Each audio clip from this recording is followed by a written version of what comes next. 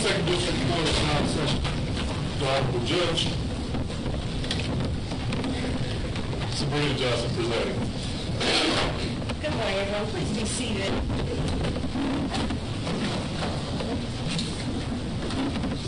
You have the file, Ms.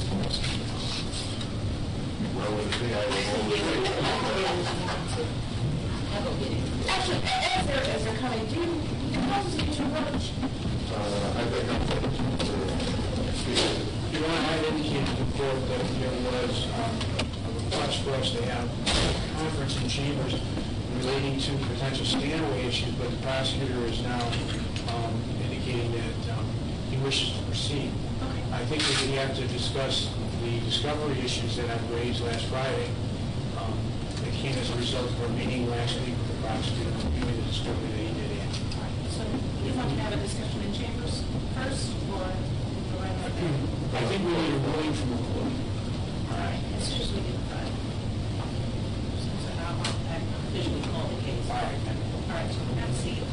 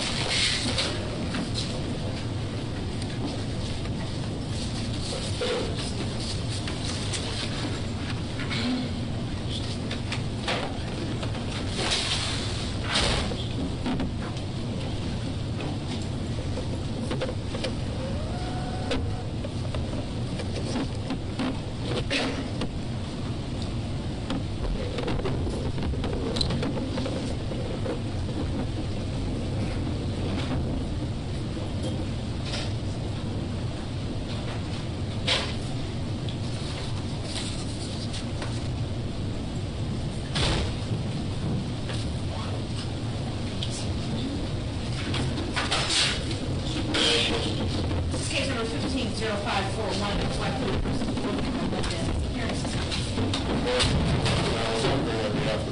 How would you like to bring on behalf of the James Thomas Perry on behalf of Officer Melendez? Good morning, Your Honor. David Lee appearing on behalf of Floyd Melendez in the city department. Good morning to all of you.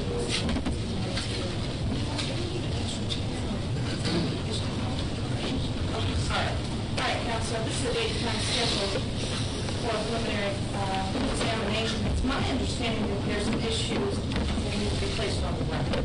I will say this, that the court did review both the demand for discovery and the response to the prosecution. So if there's anything in the court that either party would like to put on the record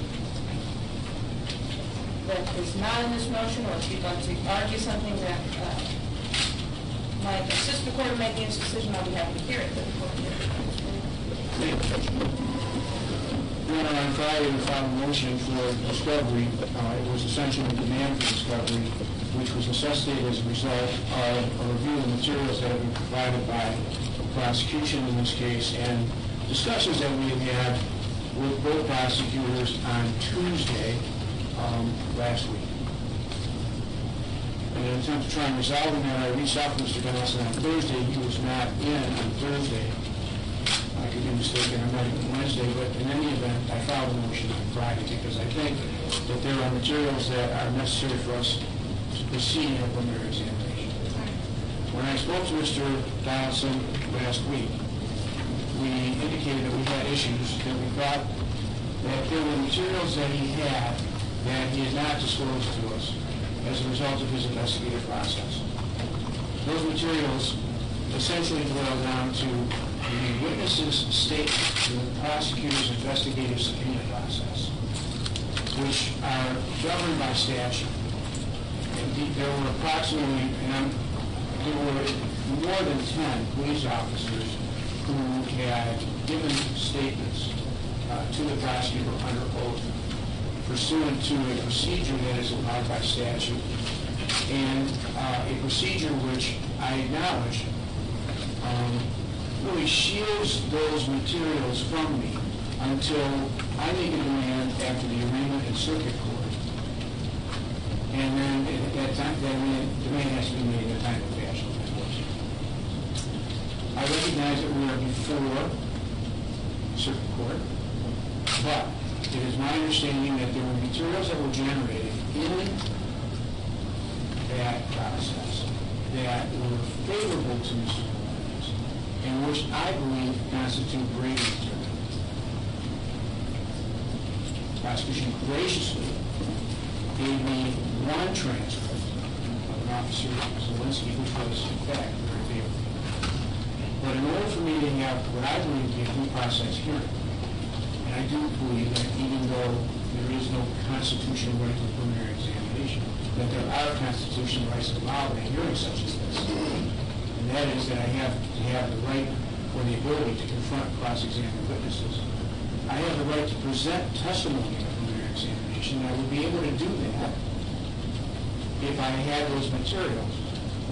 But for the prosecutor on Tuesday to say, go out and interview the officers yourself, with the hearing scheduled for today, it was impossible.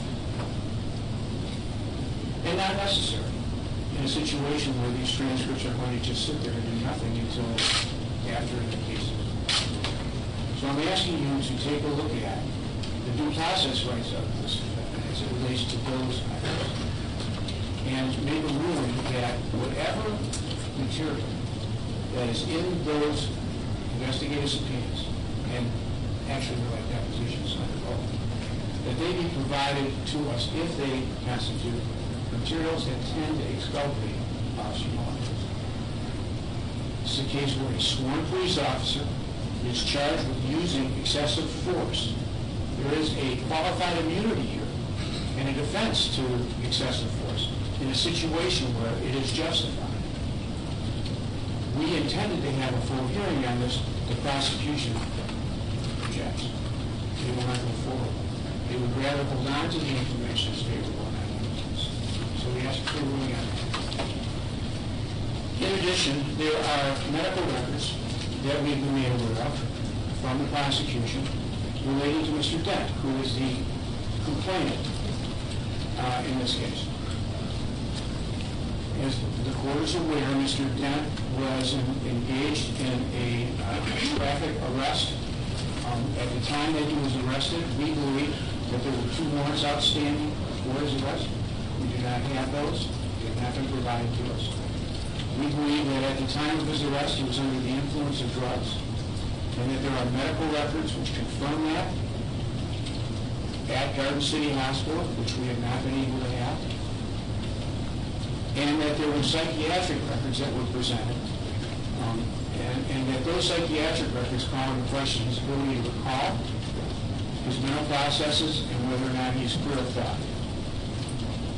We believe that we are entitled to those before we cross-examine Mr. Dent, because an important issue in this case is whether or not Officer Melendez was justified at the time that he engaged Mr. Dent, and that he proceeded to engage in an increase in his use of force in response to Mr. Dent's resistance. If, in fact, he had a suspended license and had been arrested on 9 occasions before that, we believe it would be relevant that he knew exactly how he was to act. More than that, then he would have had a motive to resist because he knew that he was going to be arrested and taken in. We believe that that's relevant to a determination as to whether or not force was used and whether or not it was justified and whether or not Mr. Dent would escalate his behavior. In addition, we believe that his mental status at the time and his ability to recall this is going to be called into question. Credibility, as you know, in a preliminary examination is an issue. People versus King, people versus Haley, people versus Stewart, all say that you have to take a look at the brutality of circumstances. Now, I'm not asking for a trial, but I think that I should be able to give him the information to cross-examine on these relevant issues. Now, what we had understood was that the medical records were going to be presented to you prior to proceedings, so that we would have a standing issue, we could make a determination as to what was relevant and what was helpful to the defense. And at that point, enter the order and deliver the materials to us. The prosecutor is not giving those materials to you, and today, for the first time, indicates to us that they don't want to give it to you, that they want to go forward.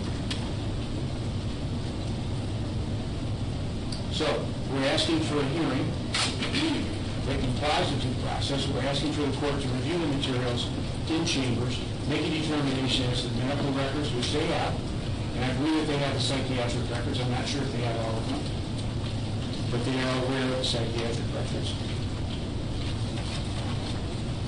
And more than that, I think that we have to have a review of the discovery materials, either by the prosecution or by you, and have them comply with their Brady obligation, which last I checked, the Constitution is live and well in this court. I'm asking you to ensure that.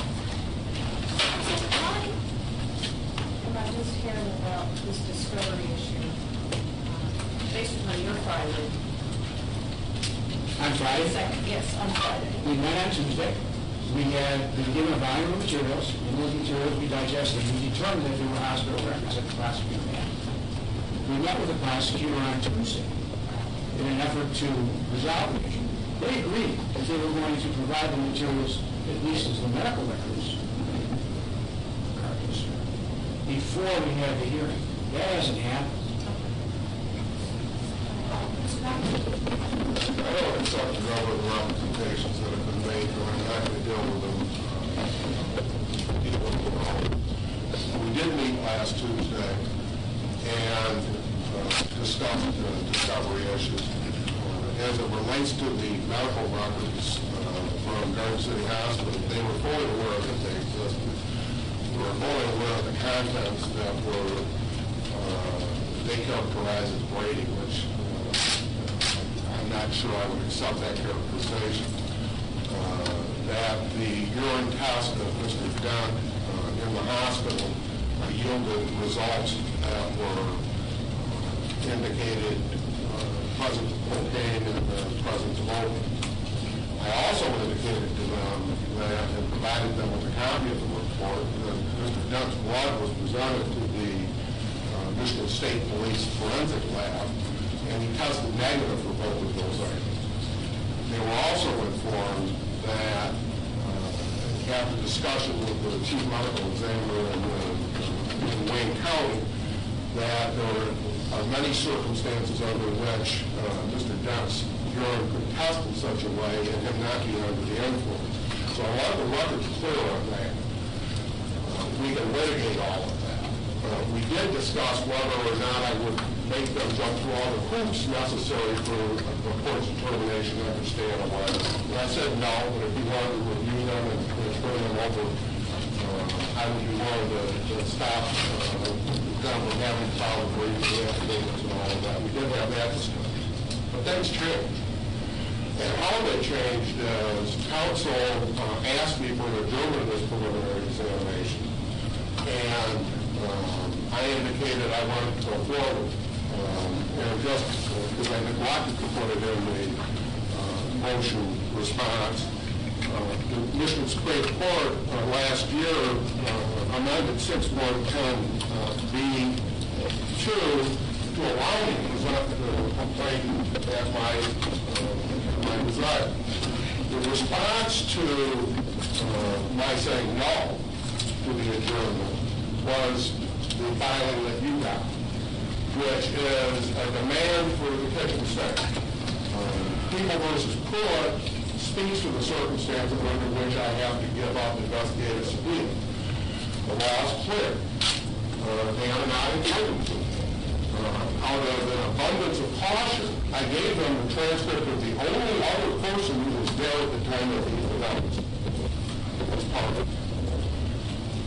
We sought an order from the court and we released those items. This is not a trial. Trial discovery rights don't attack. I could have forced the defense to examine Mr. Dent the last time they were here. I chose not to do that. I'm ready to go. I want to go. Well, yes, Judge. First of all, I'd ask you for a special pretrial before this hearing today. I did not hear from the court or prosecution. That's in my view. So this didn't have to happen today. Let me say this on behalf of the court. You did approach and say we will probably have to have a special hearing, but I will contact the court to set that up. And I made it abundantly clear that we would make our services to the court, everyone available to move this matter along. In fact, you asked for additional things that are cited by our conference, and I, as well as the prosecutor, agreed to keep things moving along. I am very disturbed by the fact that this motion was filed at 4:20 when the court closes at 4:30 on the Friday of the holiday weekend. And delivered. And I don't understand why that is. It's not on me if the prosecutor changes his mind. But it sounds to me as if when your request was refused, that's when we get this. Well, of course. How else am I going to bring it to bear? But the things that are being requested, specifically investigative subpoenas, it sounds like the prosecutor did give you that. What one? The one that was relevant to today's hearing. I'm trying to understand your due process argument. I don't know. I cannot see how Mr. Melendez's due process rights are being infringed upon. If the investigative subpoena that has been provided to you was of the only officer at the scene, there's no indication that there are any officers who are going to testify. Those issues are still going to be available for you to delve into a trial. We're not closing any of those things down. With regard to the medical records, did you subpoena them? Yes, otherwise, I can't subpoena without a hearing, without an order of the court. And why should I, if the prosecutor said that they were going to submit them to you and let you review them, which of course he now changed after he denied my request on Friday. I filed a motion after I communicated with him again, and he indicated in a way that he was not going to comply. Now, it's my understanding he has given you I've got the Garden City medical records, which have the client's statements and the results of his toxicology report. He's very happy to give us the ones that he wants to argue show that he didn't have anything in the system. These records show that he did. Now, How do you know that? because he told me. Okay. Now, how do I cross-examine the witness based on what he told me? I can't. All right? How do I cross-examine the witness on his acknowledging the fact that he had drugs in the system, and that he knew it, if those are in the medical records? I get to look at his statements. You should look at those statements to see whether or not they're there, to see whether or not they substantiate the issue that, A, that he was under the influence at the time, B, that he may have been under the influence as a result of taking up drugs, as Officer Melendez had contended that night. So, I'd like Mr. Donaldson to respond to that issue on the medical. As I indicated last week, I don't have a problem with the court looking at the medical records. I'm not going to be able to pack the materials to the front without going through that vetting process. The reason I changed my position was they are now asking for everything. That's what they're asking. And the thing that I don't understand about that is, how does that affect his Brady obligation in the first place?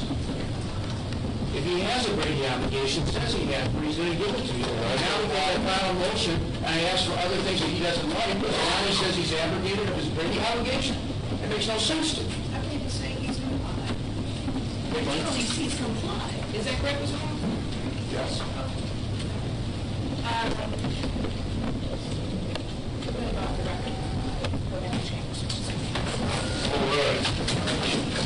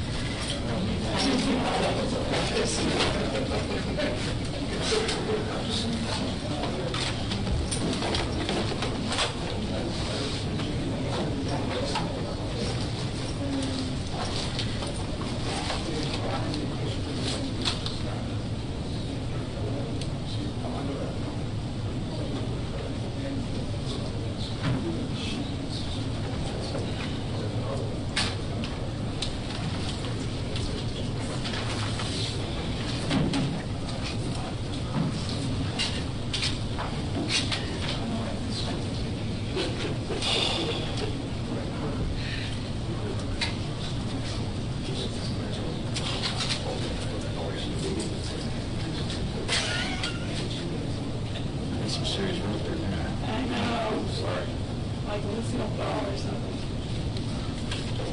So she never got hurt.